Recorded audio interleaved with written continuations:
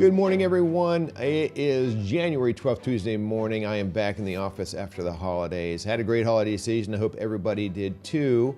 And I think everyone is glad to put 2020 in the rearview mirror and pressing on with 2021. But man, we are starting it off with a pop, with a lot of political unrest and uncertainty going on out there right now. We saw the desecration of the Capitol last week, a contested election, and just a lot of crazy stuff going on. And that brought in a lot of questions over the weekend. Is this a good time to be invested? That's what we're going to talk about today. Hey, before we get going, remember to subscribe, hit the bell icon so that you know when new videos come out. And also, we do peer management and financial planning for pilots at United Airlines, but keep in mind, I am here as a resource for all pilots. If you got questions about financial planning and peer management or any investing stuff, hey, shoot me an email, dan@unitedwealthmanagement.com. Or if you know somebody who does, or it comes up in conversation, hey, keep me in mind. I do want to be here as a resource for all United pilots. Appreciate that. So anyway, hey, pressing on with what we're talking about today. A lot of uncertainty going on out there. Like I said, desecration of the Capitol, invasion of that. We've never seen anything like that before in history, and it is crazy times. The contested election in our nation seems to be about as divided as it can be. So obviously, a lot of political uncertainty. Well, a lot of certainty all the way around. The pandemic isn't over yet, so there's a lot of crazy stuff going on. So people are asking the question, hey, should we sit on the sidelines? Is now a good time to really be fully invested? Should we get out of the market and just kind of wait for the dust to settle? So that's what we're talking about today. Is that a really good decision, or is it not a good decision? Well, look, I don't know what the future is going to hold. Obviously, nobody does, and I'm not here to take sides politically. It's not my job. I pride myself in the fact that I can do a pretty good job of keeping these things separated. That's what a good advisor does, is being a good third party there to kind of put that neutral perspective on things.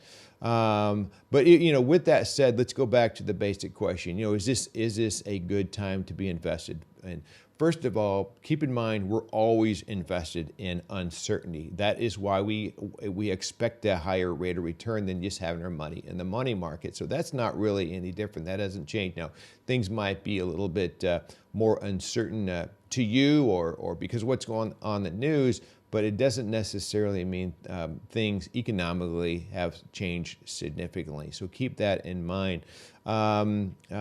In what happens right now during times like this, especially with the political stuff, because the politics really goes to the roots of who we are as a person and as a country, and that really has a tendency. Those become very emotional topics right there.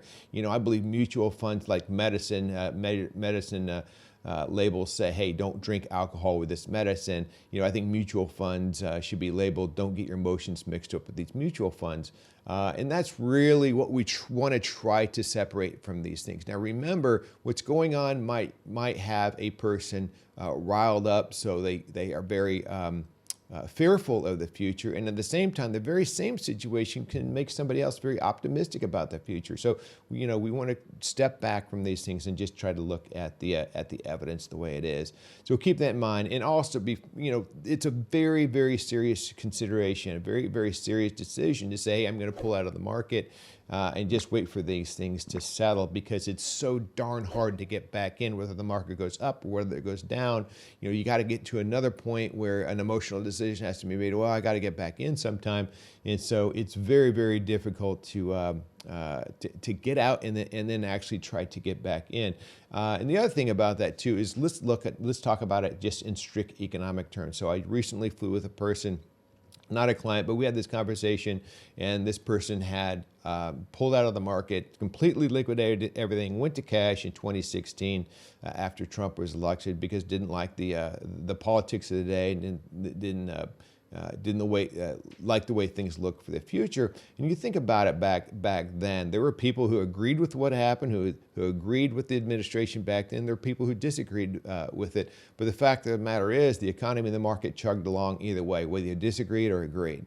Okay, so keep that in mind. But anyway, this individual got out, and you think about the return they missed over the past 4 years. One of the biggest booms in the stock market history. And so, we estimated for that person they probably missed about $500,000 in growth in the portfolio, according to the way they were invested at the time. And if you think about that over their lifetime at a hypothetical 5% rate of return, now you're talking about over $2 million over their lifetime. Of course, this is hypothetically speaking. But man, that's a very, very costly mistake to say, hey, I don't agree with what's happening in the world, therefore I'm going to change my investments. Try not to get these things too mixed up. But what it comes down to is we think there are 3 characteristics that successful investing is driven around. That is investor characteristics, and that is faith or optimism in the future, patience and discipline. And ultimately speaking, what we write in each one of our clients' investment policy statement is really there's this battle that goes on in investors' head. It's a continuous battle between I'm fearful of the future or I'm faithful in the future.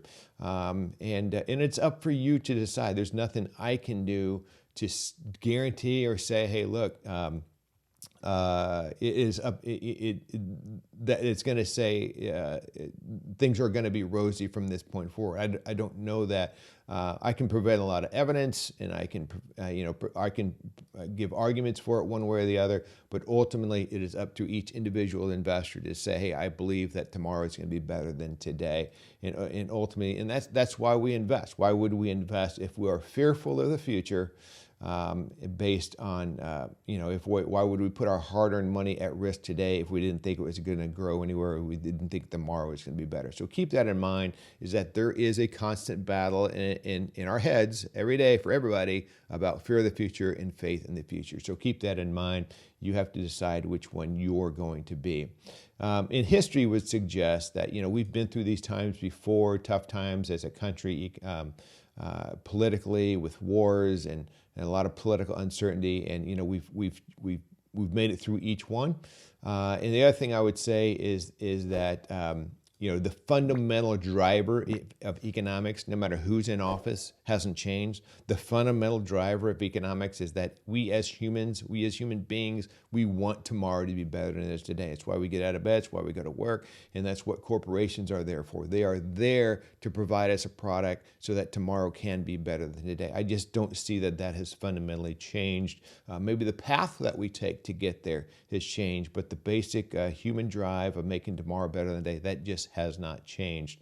And I did a video in November about politics and money, and that was, there's no evidence to say that whoever's in the White House or whoever is in control of Congress, whether it be Republicans or Democrats, there is no evidence that either one of them has the upper hand in generating better or worse stock market returns.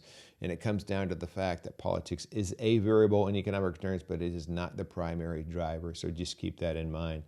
And again, in a real life scenario or a real life situation, I talked to a person who bailed out of the market in November because they didn't agree with what happened in the election, was fearful what happened. Well, the S&P 500 returned 9% from November 3rd to the end of the year in 2020. And when you're sitting on the sidelines, again, that is a lot of missed opportunity there just because you're fearful of what's happening. And I get it, but just keep in mind your fear is also somebody's. It could potentially be somebody else's optimism. So keep that in perspective. So hey, anyway, hope that shed some light on things. I'm Dan Lomar, CFP professional with United Wealth Management. I want to be here as a resource for all United pilots. Please shoot me your questions if you have questions. And until next time, fly safe.